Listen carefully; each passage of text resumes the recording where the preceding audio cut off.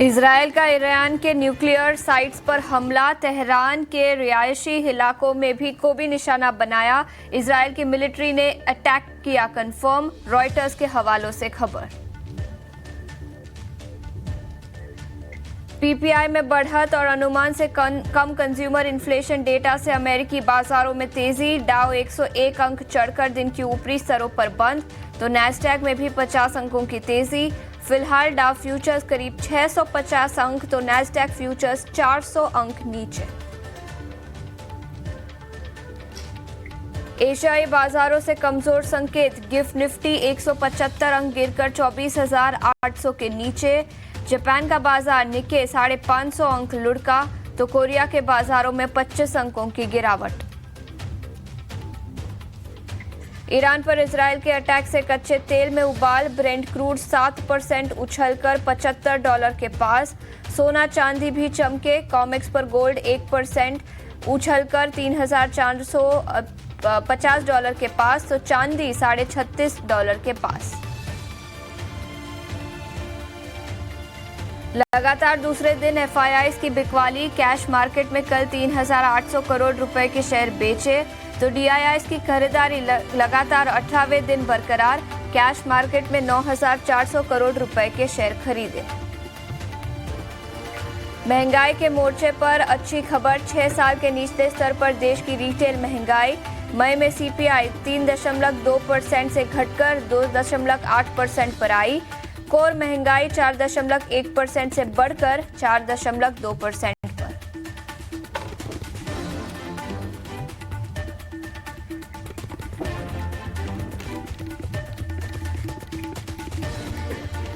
आज से खुलेगा ओसवाल पंप्स का आईपीओ, प्राइस बैंड 584 से 614 रुपए प्रति शेयर के बीच। ईटीना स्वदेश पर मार्केट एक्सपर्ट शरण लिलानी ने दी अवॉइड की रेटिंग। कैनरा बैंक बॉन्ड के जरिए 9,500 करोड़ रुपए जुटाएगी। टीयर 1 बॉन्ड से 3,500 करोड़ रुपए, तो टीयर 2 बॉन्ड 6,000 करोड़ रुपए जुटाएगी। बोर्ड ने वित्त वर्ष 2025-26 के लिए फंड जुटाने की दी मंजूरी।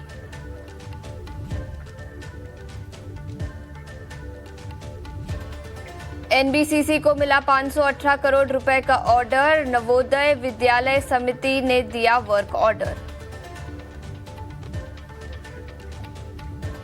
गुजरात के एयर इंडिया विमान हादसे में अब तक कुल 265 लोगों की मौत, सरकार ने दिए जांच के आदेश। टाटा ग्रुप मृतकों के घर वालों को 1 करोड़ रुपए देगी मुआवजा। थोड़ी देर में अहमदाबाद पहुंचेंगे प्राइम मिनिस्टर मोदी।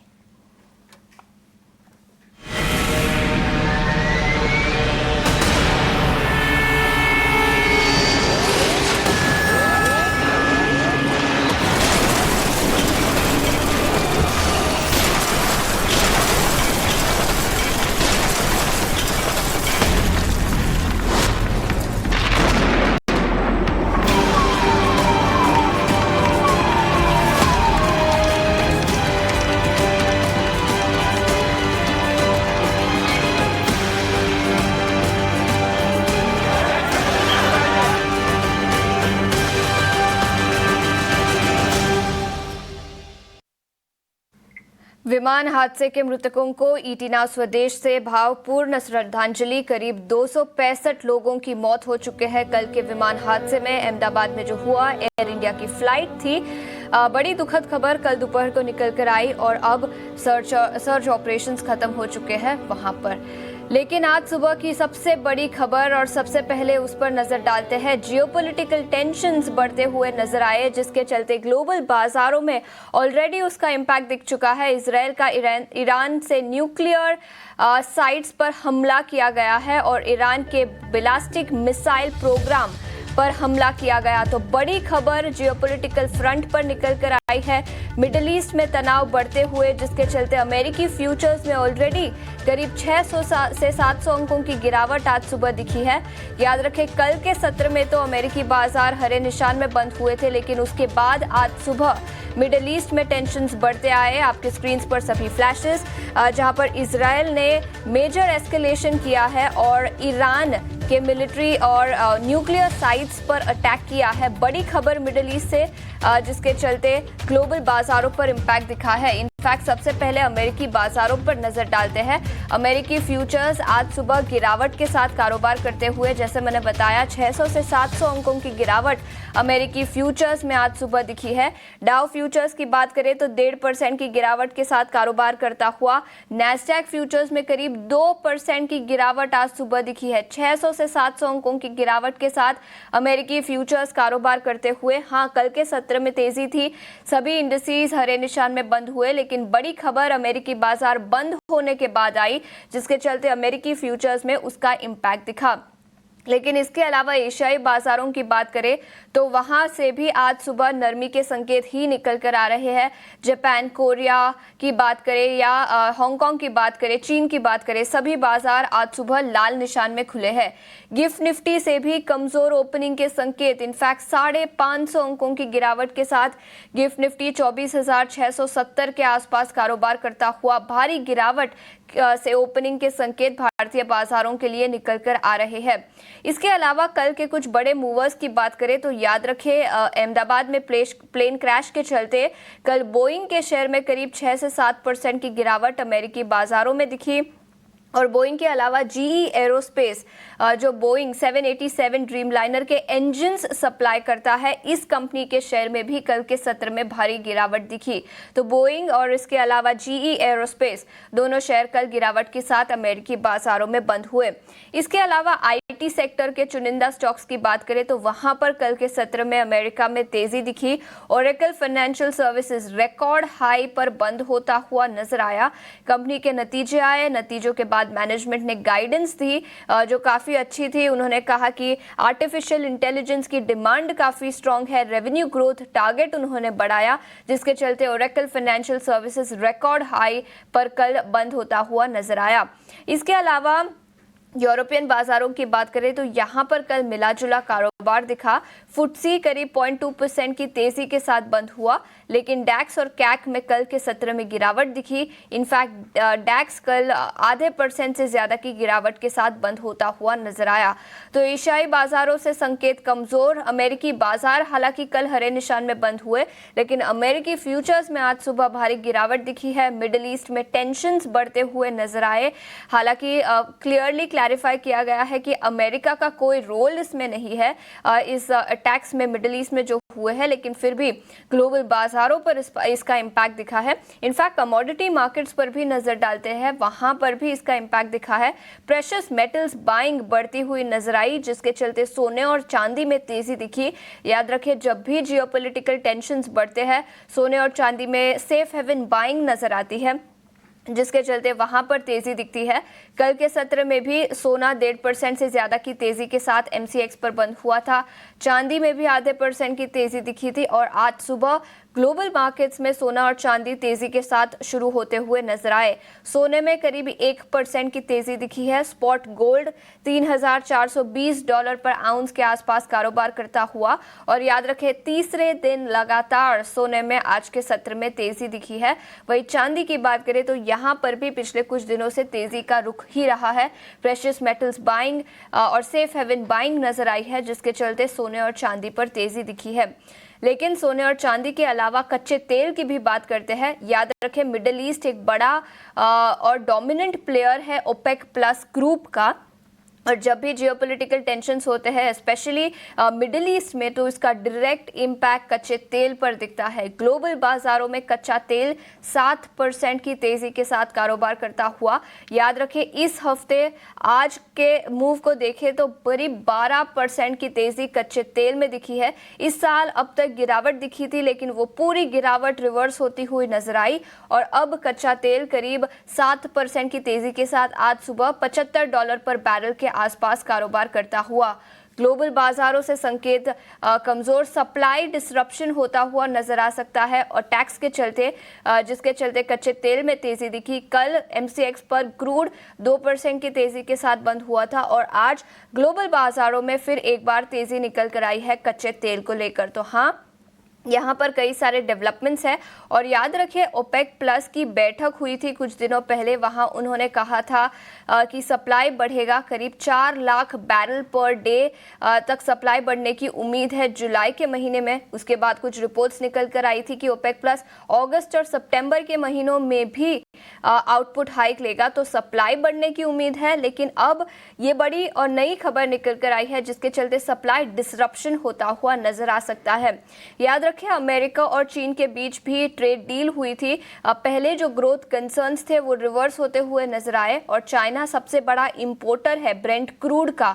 तो अगर पॉजिटिव डेवलपमेंट्स चीन की इकोनॉमी से आते हैं तो वो भी एक पॉजिटिव ट्रिगर होता है ब्रेंट क्रूड के लिए, जिसके चलते ब्रेंट क्रूड में पिछले कुछ दिनों से तेजी दिखी है और अब $75 पर बैरल के आसपास कारोबार करता हुआ।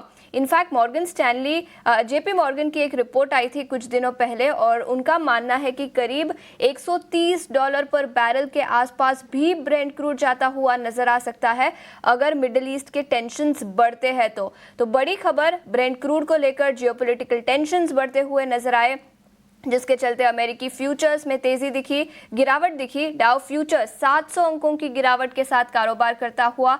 नैस्डैक फ्यूचर्स में भी करीब 400 अंकों की कमजोरी आज सुबह निकल कर आई है और एशियाई बाजारों से भी कमजोर ओपनिंग के संकेत ही है। गिफ्ट निफ्टी एक बार फिर आपके स्क्रीन पर लेके आएंगे, करीब 500 अंकों की गिरावट यहाँ पर लगती हुई नजर आई। ठीक है, गिफ्ट निफ्टी 250 अंकों की गिरावट के साथ कारोबार करता हुआ, तो कमजोर ओपनिंग के संकेत ही निकल कर आ रहे हैं। याद रखें कल के सत्र में भी आखिर के 2 घंटे में भारी गिरावट दिखी थी। इंडियन मार्केट्स गिरावट के साथ बंद होते हुए नजर आए थे और सभी सेक्टोरल इंडिसेस कल लाल निशान में बंद हुए थे। तो ग्लोबल बाजारों से आज कई सारे डेवलपमेंट्स हैं जिसके चलते कमोडिटी मार्केट में एक्शन दिखेगा और ओवरऑल सभी सेक्टर्स स्पेशली जो ग्लोबली एक्सपोज सेक्टर्स हैं उन पर आज इंपैक्ट दिखाई दे सकता है।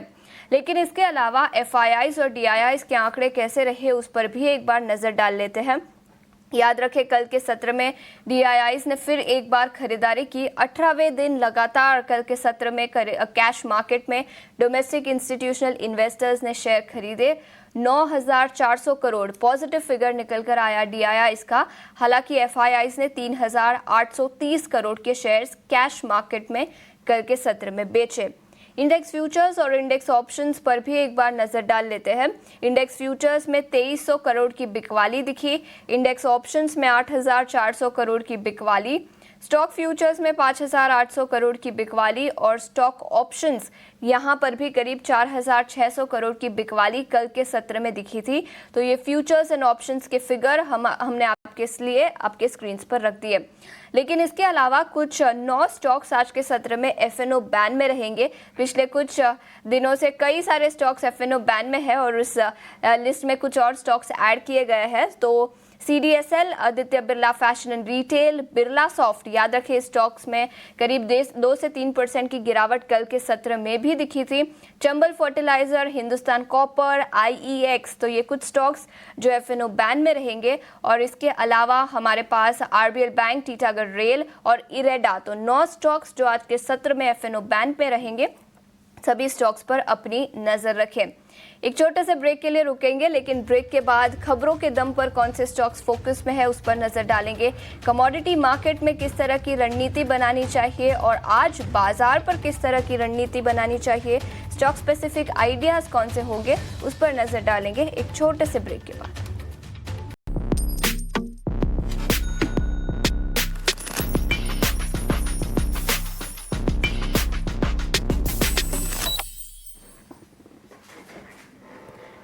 ब्रेक के बाद स्वागत है आपका मनी मॉर्निंग आप देख रहे हैं और गिफ्ट निफ्टी से कमजोर ओपनिंग के संकेत। याद रखें ग्लोबल बाजारों में कमजोरी है, एशियाई बाजारों से कमजोर ओपनिंग के संकेत निकल कर आ रहे हैं। और अमेरिकी फ्यूचर्स की बात करें तो ब्रेक के पहले हमने चर्चा की थी, भारी गिरावट अमेरिकी फ्यूचर्स में दिखी है। लेकिन बाजार को लेकर अब क्या ट्रिगर्स होंगे, आगे किन सेक्टर में तेजी देखने को मिल सकती है और किन सेक्टर के से शिफ्ट होता हुआ नजर आ सकता है, इस पर हमने डायमेंशंस कॉर्पोरेट फाइनेंशियल्स के CEO अजय श्रीवास्तव से खास बातचीत की। आइए आपको सुनाते हैं। आ गई पॉलिसी का बूस्टर सरकार ने दे दिया, लेकिन ये ग्लोबल हेडविंड्स थोड़े थोड़े हैं। आपको सर क्या लगता है कि ये छोटे हैं और बाजार जिस तेजी के हाईवे पे दौड़ रहा था ये दौड़ता रहेगा या फिर कुछ स्पीड ब्रेकर्स हैं जिनका ख्याल रख के आगे चलना चाहिए?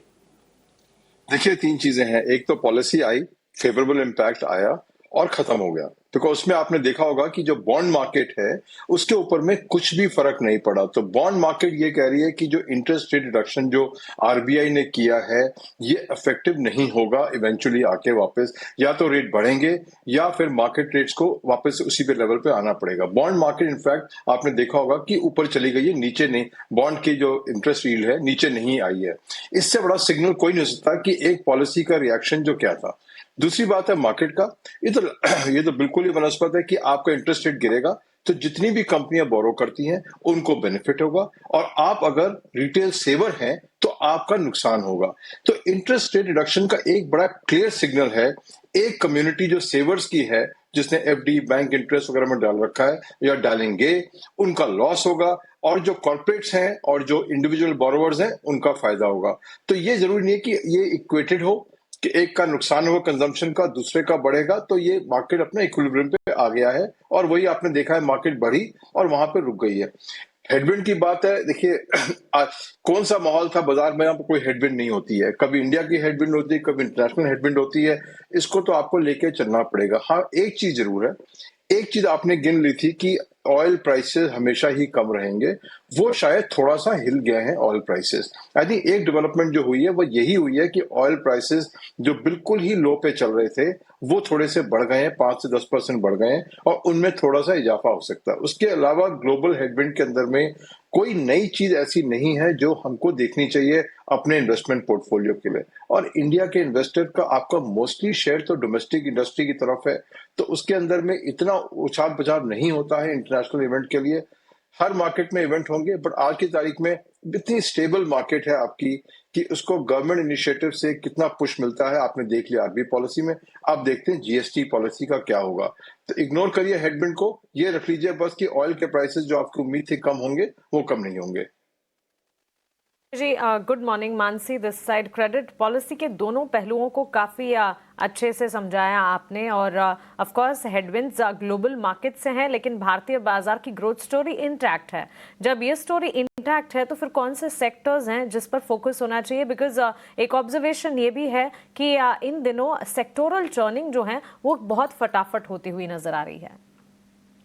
देखिए, एआई का माहौल है, आप डिजिटल का माहौल है। हर न्यूज को 2 मिनट में लगता है। एक जमाने में अखबार पढ़ते थे तो उसके लिए, आज आपके इंस्टेंट न्यूज आपके पास में, तो मार्केट के रिएक्शन तो इंस्टेंट होंगे बिकॉज आपके पास एक क्लिक है बाय सेल करने का। तो उसके हिसाब से रिएक्शन फास्ट होंगे और फ्यूरियस होंगे। पर आपको ये देखना है कि कोई सेक्टर जो इंडिया के जहां कंपेरेटिव है इंडिया डोमेस्टिकली, वहां पे लंबी स्टोरीज हैं बिल्ड हो रही हैं। जैसे आप इंजीनियरिंग सेक्टर को ले लीजिए, ये इंडिया की लंबी स्टोरी है, इंडिया की मेजर एक्सपोर्ट स्टोरी है। चाहे ऑटो एंसिलरी ले लीजिए, चाहे इंजीनियरिंग ले लीजिए, इंडिया की स्ट्रॉन्ग स्टोरी है। ग्लोबल में कोई ऐसा इकोसिस्टम नहीं है जो इंडिया का मुकाबला कर सके। इनफैक्ट चाइना के मुकाबले में भी इंजीनियरिंग हम काफी तेज हैं। इसलिए एक सेक्टर जो बहुत बढ़िया सेक्टर है इंजीनियरिंग का, उसमें आप निवेश रखेंगे, लंबा रखेंगे, कोई प्रॉब्लम नहीं आएगी आपको। दूसरा है डोमेस्टिक इंडस्ट्रीज की तरफ चलेंगे तो अपना हेल्थ केयर, ओके, उसके अंदर में शॉर्टेज ऑफ हॉस्पिटल सबको नजर आती है। हॉस्पिटलों के अंदर में क्राउड आप देख सकते हैं, रेट ऑफ हॉस्पिटल देख सकते हैं कितने बढ़ते जा रहे हैं। तो एक ही हमारी हेल्थ केयर इंडस्ट्री है जो शुरू हुई फार्मा से, दवाई जेनेरिक से, अब चली गई है हॉस्पिटल केयर पे। तो pharma to health care to hospital, ये एक सेक्टर है जो आपके पास बहुत स्टेडी इनकम देता है। ये फार्मा सेक्टर तो डेट फ्री है ऑलमोस्ट, कैश फ्लो स्ट्रांग है। 50% यूएस मार्केट, 50% बाहर की बाजार है। इंडिया की रिक्वायरमेंट बढ़ती रहेगी तो फार्मा और हेल्थ केयर तो आपका सेगमेंट है जो आपके साथ चलता ही रहेगा। तो इंजीनियरिंग, फार्मा, हेल्थ केयर को आप कोर का अगर मान के चलें इंडिया का, और फिर आगे न्यू एज कंपनीज जो हमारी गेम चेंज कर रही हैं, उसके अंदर में निवेश जरूरी है। कभी लगता है महंगा है, कभी लगता है सस्ता है, बट नाहक करके भी आपको निवेश करना पड़ेगा क्योंकि फ्यूचर उनको बिलोंग करता है। चाहे फिनटेक ले लीजिए, चाहे न्यू एज कंपनी ले लीजिए।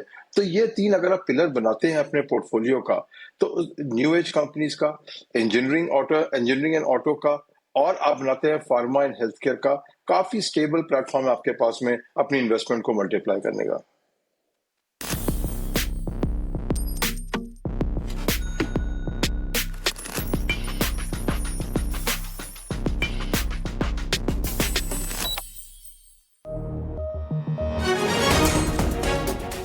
हमारी कोशिश और हमारे मकसद यही है कि आपके पैसे ना डूबे। Blue water logistics global macro risk से जो है पूरी तरह जो है एक्सपोज्ड है और इंडस्ट्री बहुत वॉलेटाइल भी है। एस्ट्रियल लैब्स मार्जिन्स भी देखिए तो उतना बड़ा बिजनेस नहीं, क्योंकि 90% रेवेन्यू तो सिर्फ ट्रेडिंग से ही आता है। निकिता पेपर्स डेट लेवल्स देखें तो 159 करोड़ का इंडेटनेस है। नेपच्यून पेट्रोकेमिकल इंपॉर्टेंटली वैल्यूएशंस इस आईपीओ के बहुत एक्सपेंसिव हैं। अनरिलायबल कैश फ्लो बिजनेस लग रहा है तो क्लियरली ये भी अवॉइड करें।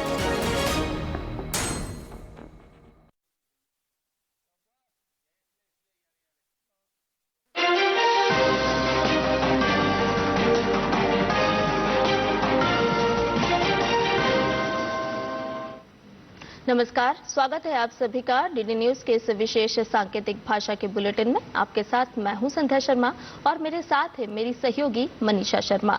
आइए बुलेटिन की शुरुआत करते हैं हेडलाइंस के साथ। अंतर्राष्ट्रीय प्रोटोकॉल के अनुसार अहमदाबाद विमान हादसे की औपचारिक जांच शुरू। एयर इंडिया की ओर से 241 मौत की पुष्टि। घटनास्थल पर रेस्क्यू ऑपरेशन खत्म।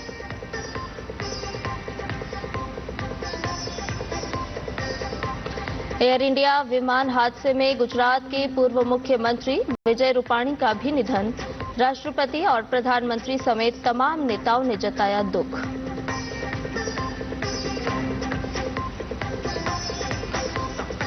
एयर इंडिया की ओर से अहमदाबाद में अतिरिक्त सहायता देने के लिए टीम मौजूद। यात्री हॉटलाइन नंबर समेत विदेश से कॉल करने वालों के लिए भी अलग से नंबर जारी।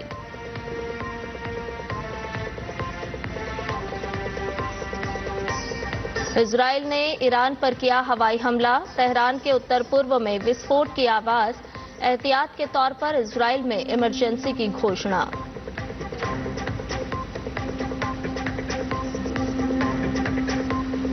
और पूरे उत्तर भारत में प्रचंड गर्मी का कहर। दिल्ली के लिए आज ऑरेंज अलर्ट, वहीं राजस्थान, पंजाब, हरियाणा में लू का रेड अलर्ट।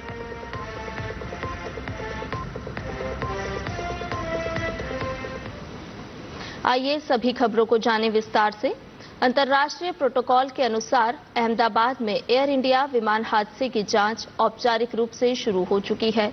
नागरिक उड्डयन मंत्री राममोहन नायडू ने कहा है कि अंतर्राष्ट्रीय नागरिक उड्डयन संगठन यानी ICAO द्वारा निर्धारित अंतर्राष्ट्रीय प्रोटोकॉल के अनुरूप विमान दुर्घटना जांच ब्यूरो के जरिए ये पता लगाया जा रहा है कि प्लेन क्रैश के पीछे वास्तविक कारण क्या थे।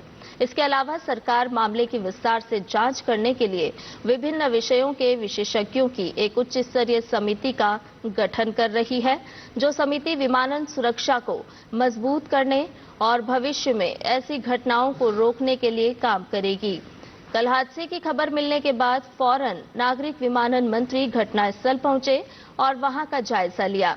उन्होंने कहा कि प्रधानमंत्री ने मुझे फोन किया और मुझे घटनास्थल पर आने के लिए कहा। एयर इंडिया ने पुष्टि की है कि 12 जून को अहमदाबाद से लंदन गैटविक के लिए उड़ान भरने वाली AI-171 दुर्घटनाग्रस्त हो गई। 12 साल पुराना बोइंग 7878 विमान 230 यात्रियों और 12 चालक दल के सदस्यों को लेकर कल दोपहर 1:38 पर अहमदाबाद से रवाना हुआ था, जो उड़ान भरने के कुछ ही समय बाद दुर्घटनाग्रस्त हो गया। एयर इंडिया ने खेद जताते हुए कहा है कि विमान में सवार 242 लोगों में से 241 की मौत हो गई है। एकमात्र जीवित व्यक्ति का अस्पताल में इलाज चल रहा है। यात्रियों में 169 भारतीय नागरिक, 53 ब्रिटिश नागरिक, 7 पुर्तगाली नागरिक और 1 कनाडाई नागरिक शामिल थे। जीवित व्यक्ति भारतीय मूल का ब्रिटिश नागरिक है। एयर इंडिया ने मृतकों के परिवारों के प्रति अपनी गहरी संवेदना जाहिर की और कहा कि अब उनका प्रयास पूरी तरह से प्रभावित लोगों, उनके परिवारों और प्रियजनों की जरूरतों पर केंद्रित है। एयर इंडिया की ओर से देखभाल करने वालों की एक टीम अतिरिक्त सहायता प्रदान करने के लिए अहमदाबाद में है। एयर इंडिया इस घटना की जांच कर रहे अधिकारियों को अपना पूरा सहयोग दे रही है। इसके अलावा एयर इंडिया ने अधिक जानकारी देने के लिए एक समर्पित यात्री हॉटलाइन नंबर 1800 56914444 ये भी स्थापित किया है। भारत के बाहर से कॉल करने वाले लोग 91 लगाकर 8062779200 पर कॉल कर सकते हैं। AI-171 विमान हादसे में 241 लोगों की जान गई है। इसमें गुजरात के पूर्व मुख्यमंत्री और बीजेपी नेता विजय रूपाणी भी शामिल हैं। कल दोपहर 1:30 बजे फ्लाइट के टेक ऑफ के बाद ही प्लेन क्रैश हो गया। विजय रूपाणी 2016 में गुजरात के सीएम बने थे और 2021 तक गुजरात के मुख्यमंत्री रहे। उनके निधन पर राष्ट्रपति और प्रधानमंत्री समेत तमाम नेताओं ने दुख जाहिर किया है। विजय रूपाणी के कार्यकाल में गुजरात में विकास के कई बड़े काम हुए।